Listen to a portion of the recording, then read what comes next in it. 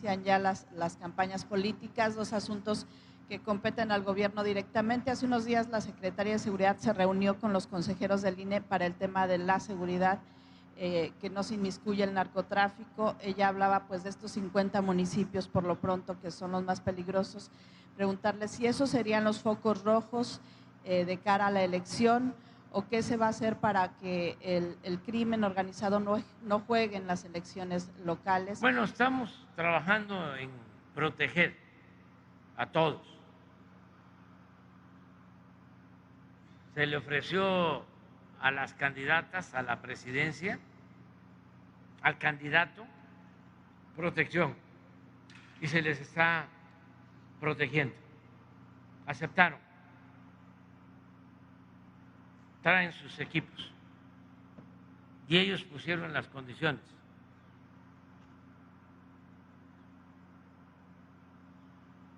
Y están protegidos. Y se está haciendo lo mismo, se está hablando con candidatos a gobernadores, gobernadoras, candidatos, diputados federales, senadores, hasta donde podamos, y protegiendo periodistas, porque son muy perversos los conservadores. No todos, pero hay gente mala de Malolandia. Entonces, ayer que vi lo de esta señora, me preocupó. Imagínense, le pasa algo, pero de inmediato nos culpan a nosotros. Y para culparnos, podrían hacer una cosa así, porque es gente sin escrúpulos morales, de ninguna índole, de malas entrañas. Sí, sí. Entonces tenemos que cuidar a todos, periodistas, que esté bien protegido Loret, que esté bien protegido Ciro, que esté bien protegido Joaquín, Carmen Aristegui, todos, y además decirles que nosotros no somos represores, que hay que cuidarnos todos, porque sí, hay gente mala. Además, muy tontos, que piensan que con una acción así van a cambiar las cosas.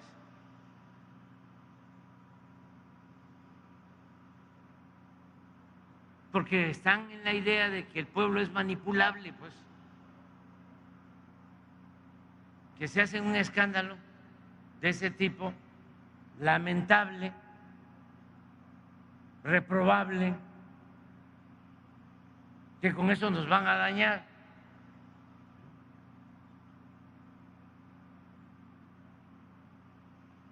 Pues no. Pero de todas maneras, nosotros estamos protegiendo, cuidando, es nuestra responsabilidad, porque también van creando campañas. Ahora está la campaña del ambiente de violencia. O sea, así como trajeron a los periodistas estos famosos a decir de que yo era narcotraficante, que no les funcionó.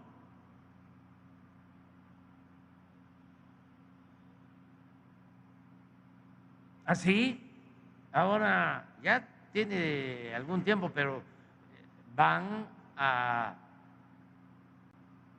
seguir enrareciendo el ambiente o a buscar enrarecer el ambiente con lo de la violencia. hubieron 2 asesinatos de 2 candidatos en Marabatío, en Michoacán, ayer, antier, uno del PAN, uno de Morena, y la nota, estaba yo viendo a Ciro, ya, sopiloteando, diciendo, pues se está sin duda enrareciendo el ambiente de violencia. El único caso, así que se tiene que aclarar, y hay instrucciones para eso, donde fue muy lamentable lo que sucedió cuando le dispararon a él, y se ha hecho todo, la investigación. Es el único caso que afortunadamente, además por tener carro blindado, se salvó. Nosotros no le decíamos mal a nadie.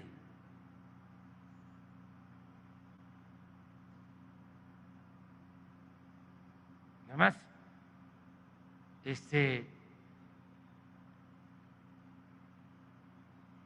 nuestros principios, nuestros ideales no nos permiten actuar como represores. No somos autoritarios. Nosotros venimos de la lucha abajo, con el pueblo.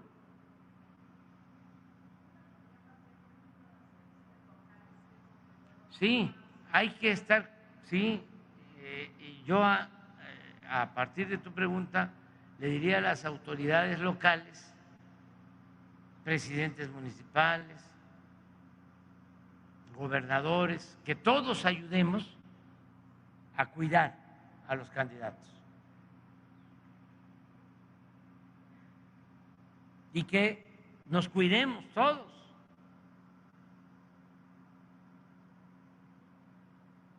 Por si existe algún plan pensando que eso va a desestabilizar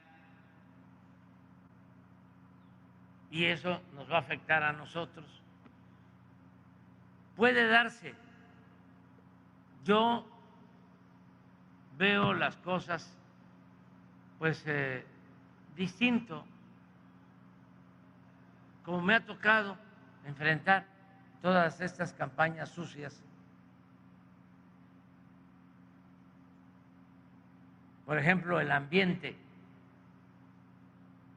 del 2006 era tremendo, terrible.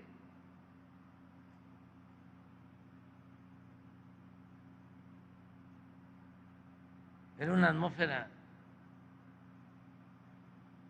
muy cargada en estos tiempos, que se podía cortar con un cuchillo. Ahora no.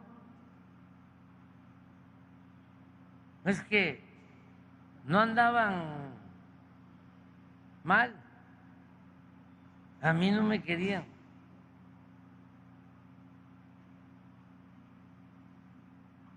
O sea, por ningún motivo. Todavía en el 18 se reunían. Una vez se reunieron, ahí lo cuento en el libro, nada más que ustedes no quieren comprar el libro. Se reunieron y pasaron la charola, manejó el dinero un señor publicista de Televisa, que ya no está en Televisa porque recibía dinero por fuera y no ingresaba. Entonces se pelearon. Quintero, él se encargó de la campaña en el 18 y recibía, y en una reunión de estos machuchones se comprometieron a $1 millón cada uno para la guerra sucia en contra de quién sabe, del de Tepeitán, ya saben quién, $1.000.000. Y hubo uno, ahí lo cuento en el libro, más que dijo así: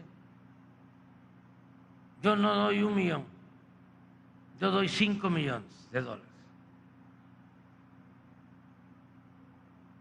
Y recogieron dinero y era para la guerra sucia. Sacaron hasta un documental sobre el populismo, 3 capítulos. Ahí está el documental. Primera parte, Hitler, Mussolini, Stalin, con el populismo. La segunda, creo que Perón,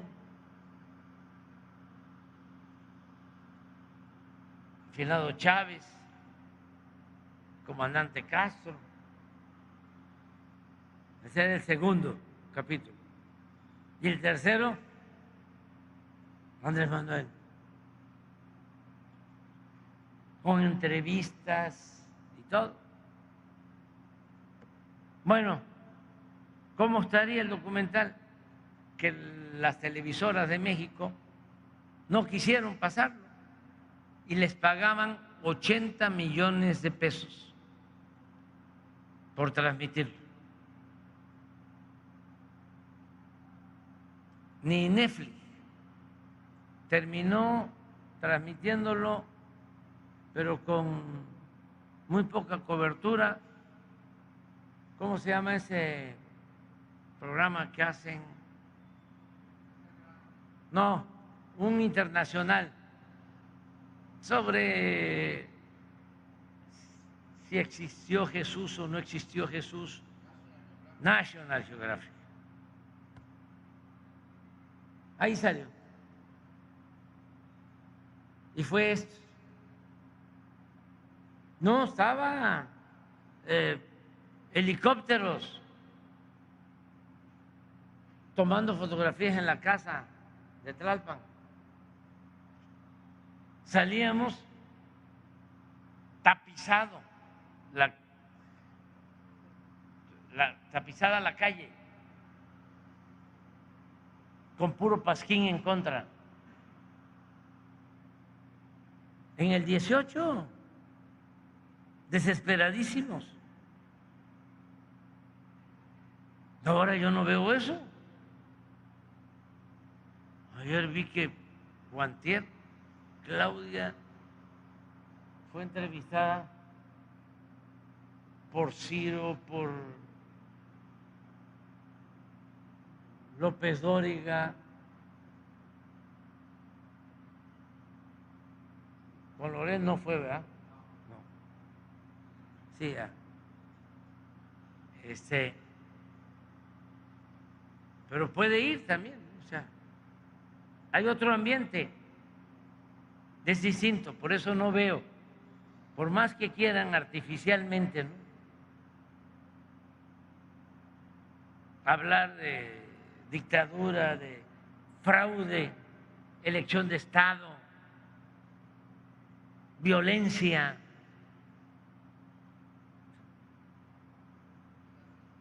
Esto que estamos viendo en la pregunta que de tu compañero, nada más para saber, ¿de qué medio eres? De La Jornada, sí. Es que en La Jornada traen eso, de lo de Chiapas. Desde que Luis Hernández en una entrevista me preguntó que si seguían los vuelos rasantes en Chiapas, porque se quedó en el almanaque cuando, pensando en que Chiapas era el Chiapas del zapatismo, la confrontación, y se crearon grupos supuestamente, no todos, ¿no?, pero sí hay mucho farsante, supuestos defensores de derechos humanos en Chiapas. Así como, porque vienen de la misma escuela de que está de senador, Álvarez y Casa. Entonces,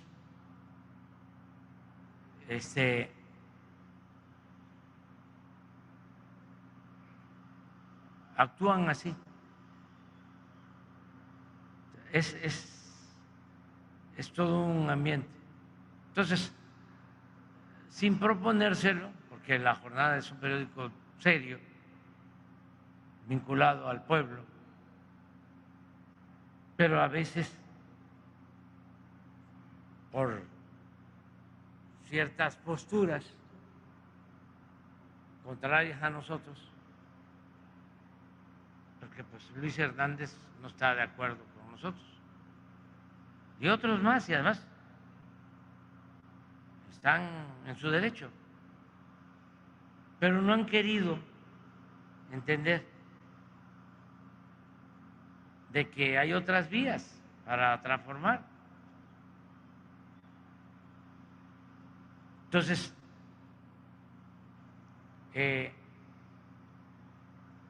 ese extremismo se toca con el extremismo de derecha.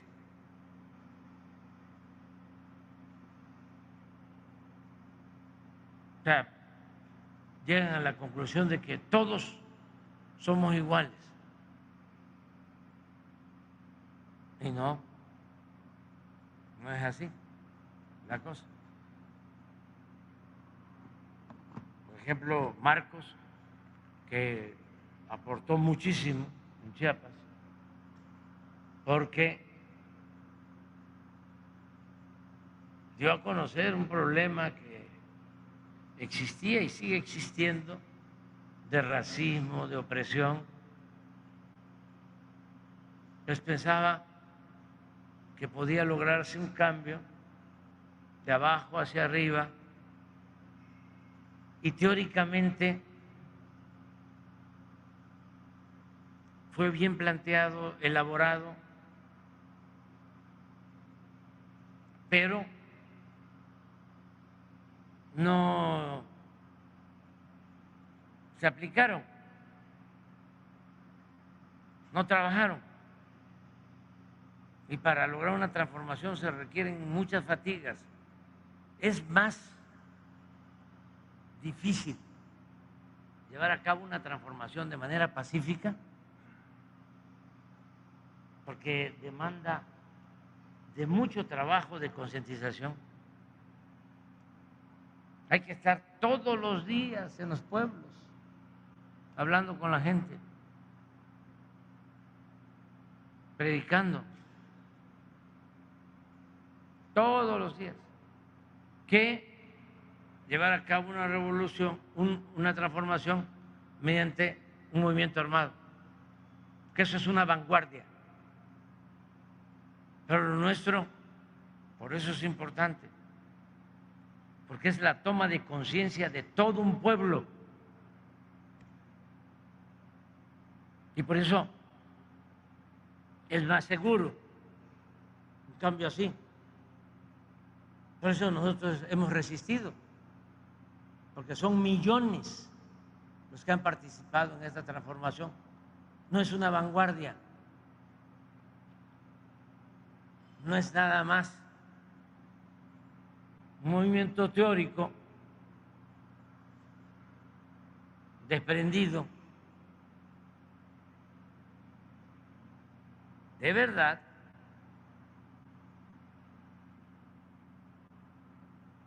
de los sentimientos de la gente.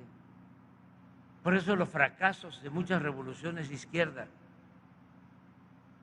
en América Latina, muy dolorosos fracasos, porque la vanguardia sí muy bien, pero el pueblo, entonces empiezan a corromper arriba y no hay quien evite esas desviaciones. Cuando hay millones, como sucede en México, de mujeres, de hombres conscientes, es muy difícil que haya retrocesos. Imagínense, no puedo mencionar los nombres de los países, pero fue muy doloroso, es muy doloroso. ¿Cuánto sacrificio? Para nada.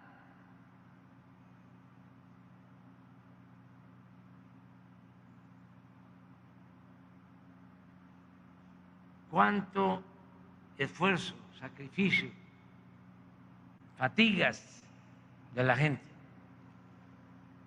Este es un movimiento excepcional. No lo entienden. Yo me acuerdo que cuando estábamos nosotros construyendo este movimiento, en los medios y en la prensa progresista,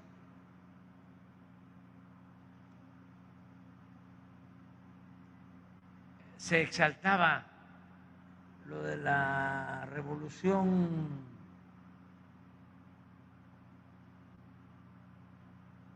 de la primavera, la revolución árabe. Se hablaba, ¿no?, de que habían logrado las transformaciones solo con los teléfonos. Y siempre exaltando lo que estaban haciendo afuera,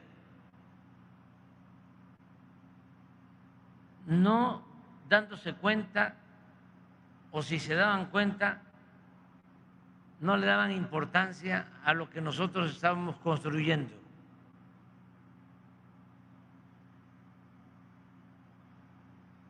Porque el cambio tenía que venir de fuera.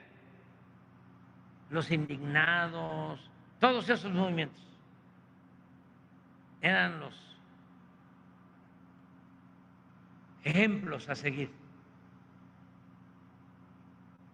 Cuando en México se estaba llevando a cabo una transformación profunda, un cambio de mentalidad, una revolución de las conciencias, que es la que nos protege.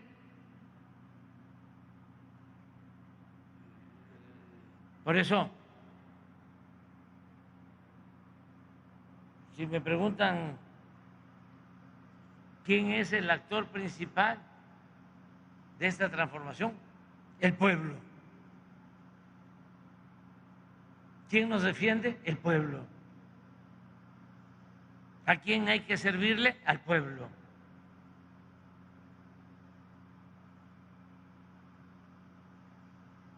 ¿Con quién hay que caminar? Con el pueblo. Pueblo, pueblo, pueblo, pueblo, pueblo, pueblo. ¿Qué? A nosotros nos han ayudado los de la sociedad civil.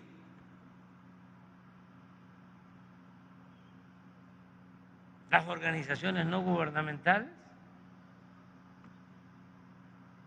las organizaciones sociales, ya ni hablemos de los grupos empresariales, de los medios de manipulación. No, a nosotros nos ha protegido siempre el pueblo. Siempre, desde que empezamos las primeras manifestaciones en Tabasco en el 88. Fíjense lo que pasaba. Era tanto el racismo que un gobernador de Tabasco, cuando fueron a crear el Instituto Nacional Indigenista en Tabasco, le dijo al antropólogo Salomón Nagmat del INI: ¿por qué viene a crear un centro coordinador indigenista en Tabasco si aquí no hay indios? No solo los tenían marginados en los pantanos, a los chontales, sino que les negaban hasta su existencia. Me acuerdo que decían: aquí no hay indios. Los chajules están en Chiapas. No era clasista. Y aquí en Chiapas, racismo. Me tocó verlo de niño, de cómo alquilaban a los indígenas para que con un mecapal y una silla cargaran a los caciques.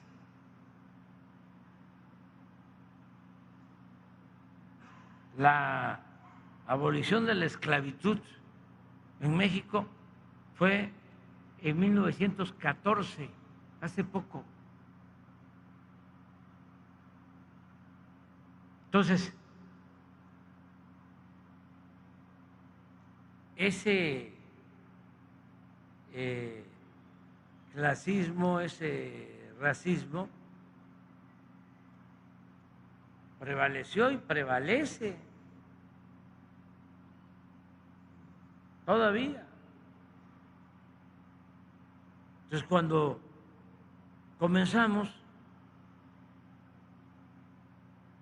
empezamos en el 88 a manifestarnos, y me acuerdo que la primera marcha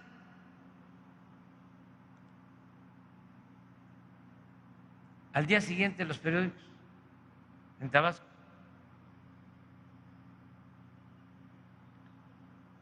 los que marcharon los trajeron. Marchamos en Villahermosa y mucha gente descalza y en chanclas, la pata de gallo se usaba mucho en los pueblos, se usa más por el calor y por la pobreza. Aquí son las dos cosas. Que yo de niño no usaba zapato, teníamos un par de zapatos nada más para ir a la escuela, pero salíamos de la escuela y nos quitábamos los zapatos porque el zapato da calor, pero también porque no había para comprar zapatos. Entonces hacemos las primeras marchas y al día siguiente nos preguntan, ¿de dónde los trajeron? Y eran chontales, los más pobres. Desde el principio, los pobres.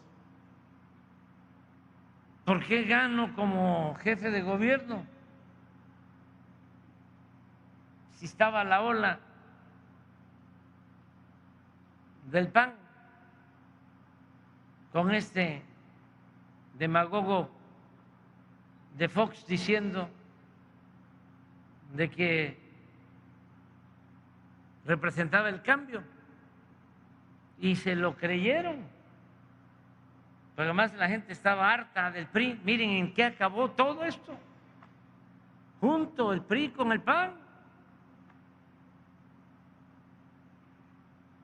Si es para una serie,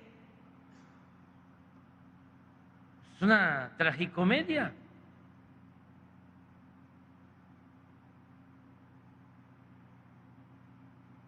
Una ola, ¿no? Ahí viene el cambio con Fox. No estaba Roberto Hernández, el banquero, detrás de él, y todos detrás de él.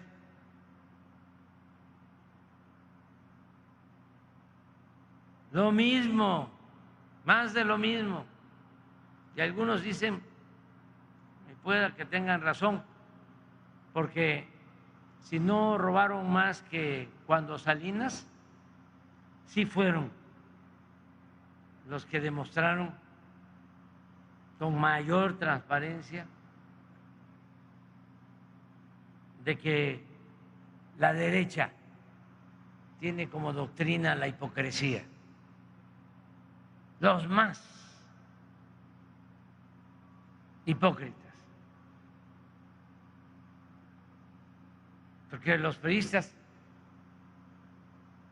corruptos, cínicos, los panistas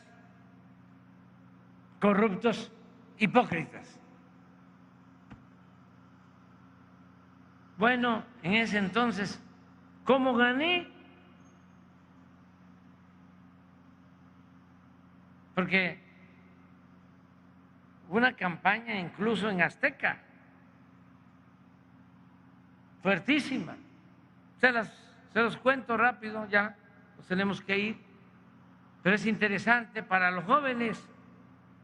Resulta que yo, pues de buena fe, me hacen una entrevista en aquel entonces y me preguntan si gana, a quiénes del gabinete del ingeniero Cárdenas va a mantener. Y digo, pues lo que sentía, porque siempre digo lo que pienso. Digo, va a continuar el ingeniero César Buenrostro en obra pública. Y voy a invitar para que continúe en la Procuraduría Samuel del Villar, finado Samuel del Villar, de primera, hombre bueno. Además, graduado como doctor en Derecho en Harvard, pero independientemente de eso, íntegro, inteligente. Llegó a ser mi maestro en la Facultad de Ciencias Políticas en el primer semestre y en el segundo, porque nos daba Economía 1 y Economía 2, siendo abogado, inteligentísimo. Pero le tocó a él, como procurador, ver el caso de Paco Stanley. Y como era estricto, llamó a declarar a Salinas Pliego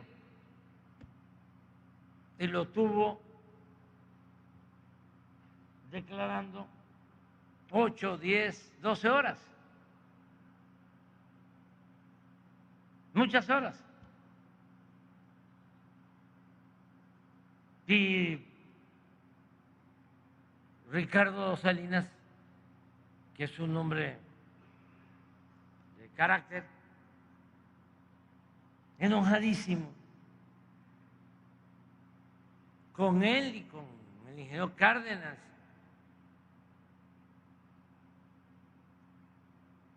Y a partir de que yo digo que va a quedar Samuel, si gano, Azteca completa en contra mía. Ahí estaba Lili Telles, encargada de noticias, y todos. Pues llevaba yo como 10 puntos arriba, no por ellos, sino por la ola esta que estoy mencionando, de entusiasmo por el cambio que representaba Fox. Se metió esa ola hasta las colonias populares de la Ciudad de México. Si tarda más la campaña, a lo mejor no hubiese yo ganado. Terminé ganando con 3 puntos de ventaja. ¿Por qué gané? Porque los de Iztapalapa, entonces la delegación, ahora alcaldía, donde viven los más pobres, es ahora, pues, yo creo que el municipio más poblado de México. Votaron por mí. Y ahí saqué una diferencia considerable y por eso fui jefe de gobierno. Segunda elección, tercera elección, ya estoy de jefe de gobierno y Fox, el demócrata, así como todos estos que están en contra de nosotros, deciden fabricarme un delito para desaforarme como jefe de gobierno, quitarme de jefe de gobierno, para que yo no apareciera en la boleta como candidato a la presidencia en el 2006. Porque si me desaforaran, si me desaforaban, ya iba yo a tener antecedentes penales y ya no podía yo participar. Entonces, en contubernio con el presidente de la Honorable Suprema Corte, ¿cómo decía Tres Patines?